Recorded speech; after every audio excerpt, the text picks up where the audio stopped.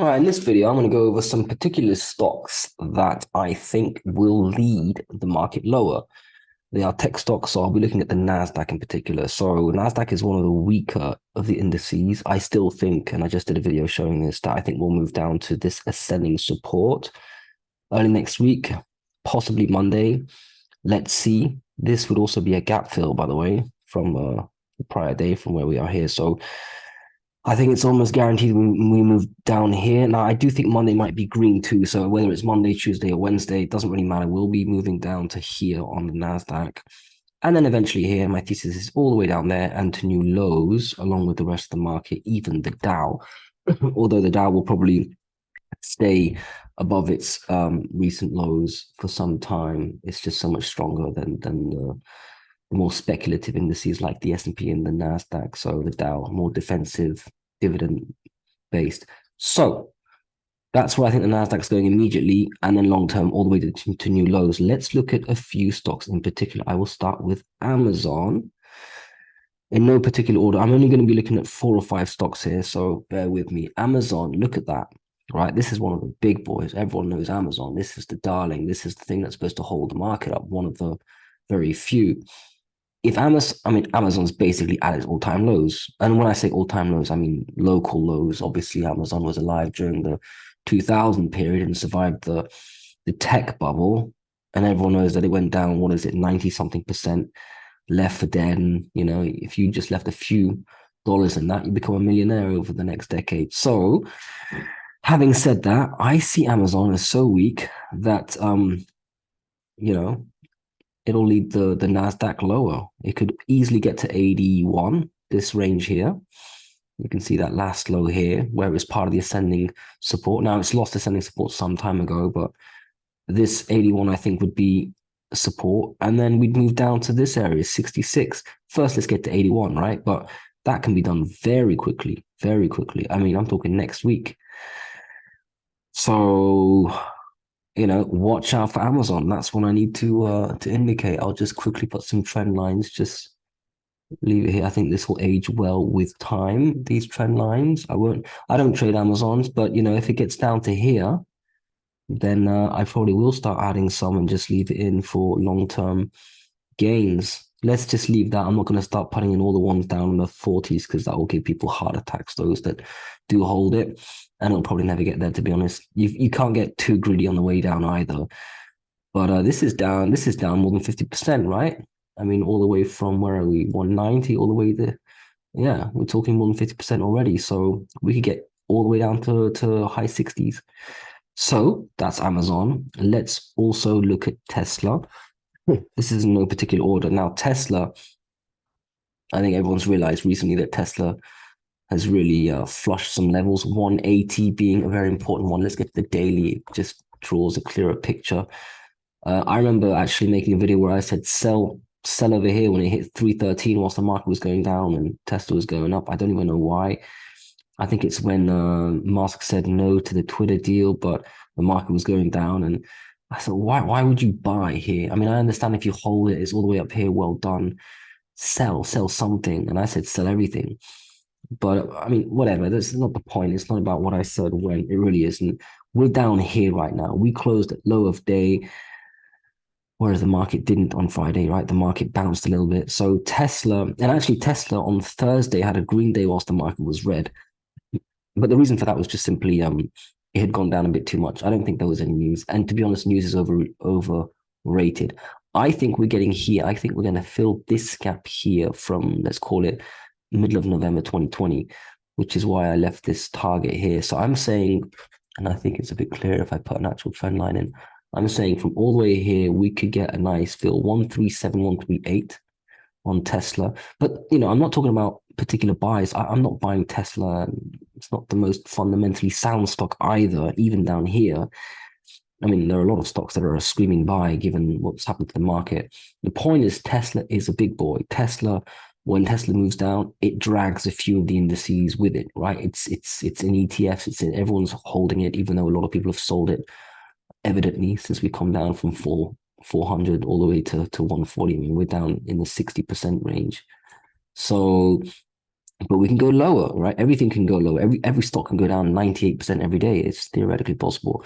So I think we can go down to 138. After that, I mean, it's a bit harder to tell after that because there's quite a bit of these sticks over here. Let's say 120 maybe.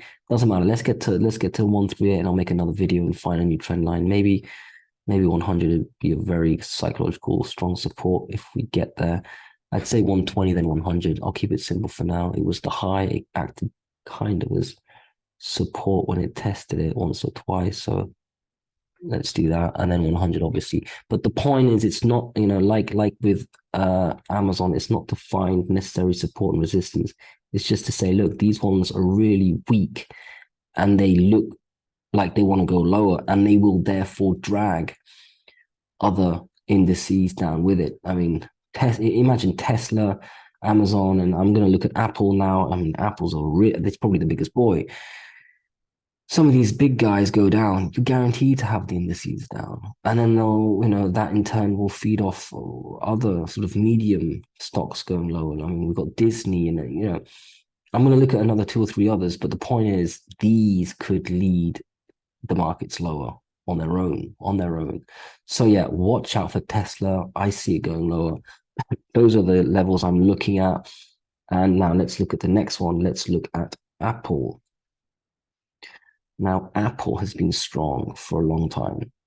I mean, for a very, very long time. Zoom out, it's just like all the others. Look like Microsoft, like Amazon, just non-stop higher highs, higher lows for decades, plural. But here, I remember Apple testing this range here, and people were talking about new all-time highs. And you know what? Normally I call them crazy, but over here I thought, my God, it might even be possible. If any stock's going to make it, it could even be Apple. Everyone's trying to hide in Apple. I thought, no. And then the market started to go down. And I knew the market would come down because over here, the market bounced a lot. It also hit its local descending resistance. And that's when I thought, okay, Apple will come down a little bit. But it actually went all the way back down. And it didn't rally like it did because the markets actually rallied all the way back up again to their next descending trend line. Well, the same descending trend line, but the next point. Apple didn't do as well. And now it doesn't surprise me that it's making lower highs and don't want to call this lower lows, but basically it wants to flush. Apple wants to flush. It will flush. It's flushing. And where do we go? Okay, well, obviously we're going to dump this immediate support and go to the next one. We're going to go to 129, whatever this is. I'm a bit zoomed out. It could be a little lower. Then what? We will hit this. We'll bounce a little bit. And then where do we go? I mean, yeah, we could then go here to 125, 123. Yeah, but I think we can go all the way to the strategic ascending support I've got here, which by the time it hits it, and it's not going to happen in one straight line, but we could be talking about 100. This kind of stands out, this zone.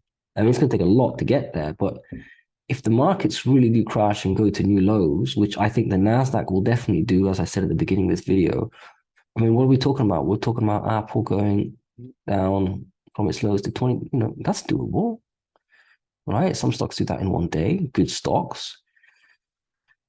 So obviously we'll stop off on the way. We'll probably touch 122 and then we'll touch maybe this zone here, 118. So sorry, call it 120.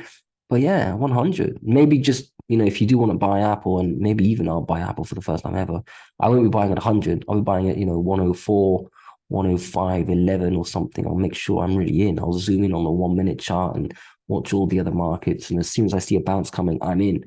Because between 105 and 100, 5% move, who cares? It could be the difference between owning Apple and not. And don't go all in, buy 10% or, you could even buy 30% in a day, but do it over 3 or 4 hits.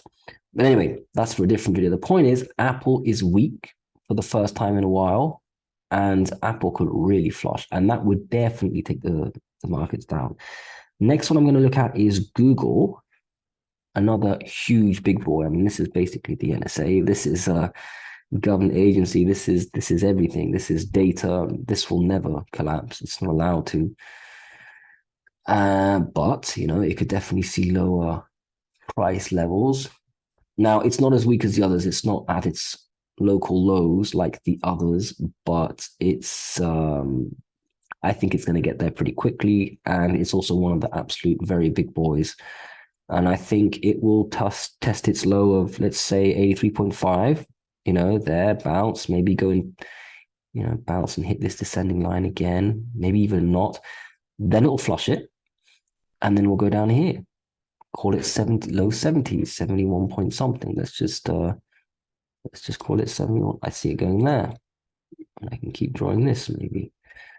But I don't think we'll necessarily get to this level here of 51.4. Although this reminds me of another chart, a similar stock. I can't think of it right now. But anyway, yeah, watch out for Google too. This one could hit its little 83.5, 84, bounce and come lower here. Point is, Google will take down the market on its own. And if it's in concert with Amazon, Apple, Tesla, imagine all four of them are down 4%. Can you imagine the Nasdaq being green? Can you imagine the S&P being green?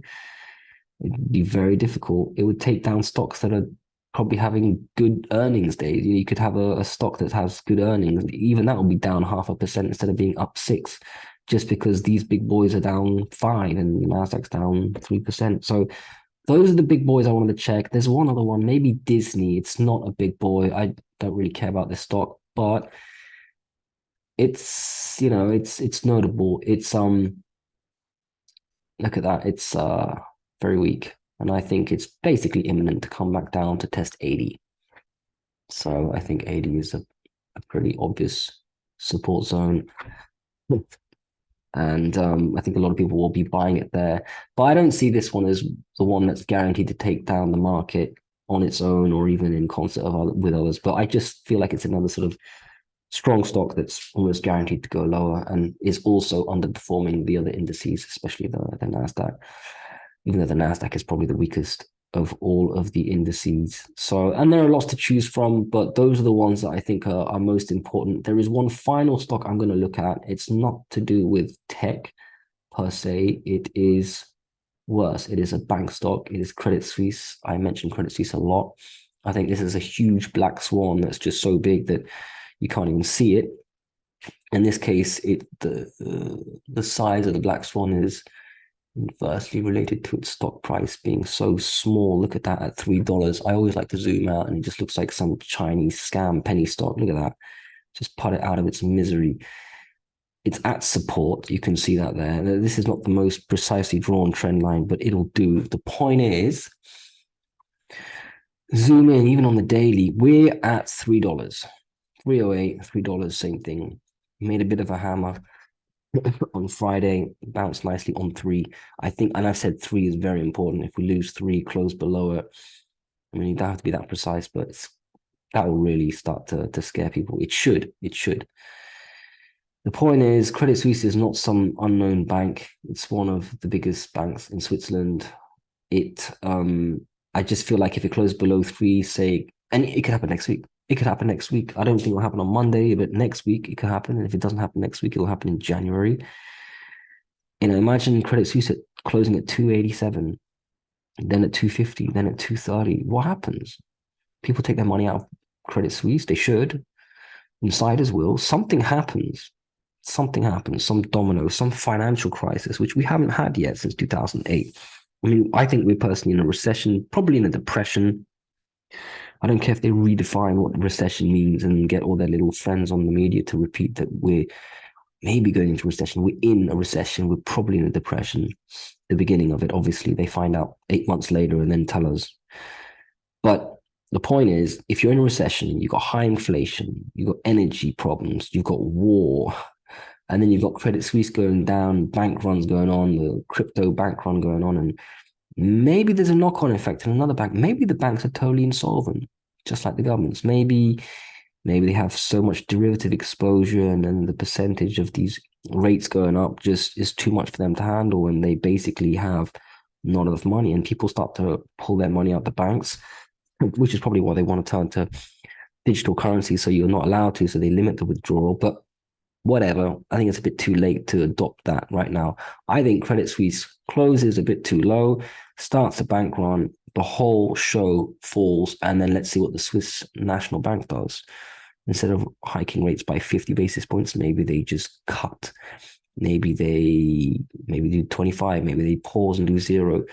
And maybe it's not enough. Maybe cutting rates is not enough to save a bank run, right? You'd probably have to print billions, trillions, and give it to Credit Suisse. And maybe the people of Switzerland aren't up for that because they have their little canton decentralized democracy. I don't think they can get away with that kind of stuff. And if they do, there'll be some sort of retaliation. But anyway, point is, Credit Suisse is another one that just watch it. Every day, just keep your eye on it because it's probably not going to show up on the BBC, CNN, CNBC websites until it's maybe too late. So keep an eye on Credit Suisse and the other big boys that look very weak. And these are some of the reasons why I remain very bearish. Anyway, just a bit of a special video for today. Just thought you'd appreciate those stocks. So otherwise, good luck.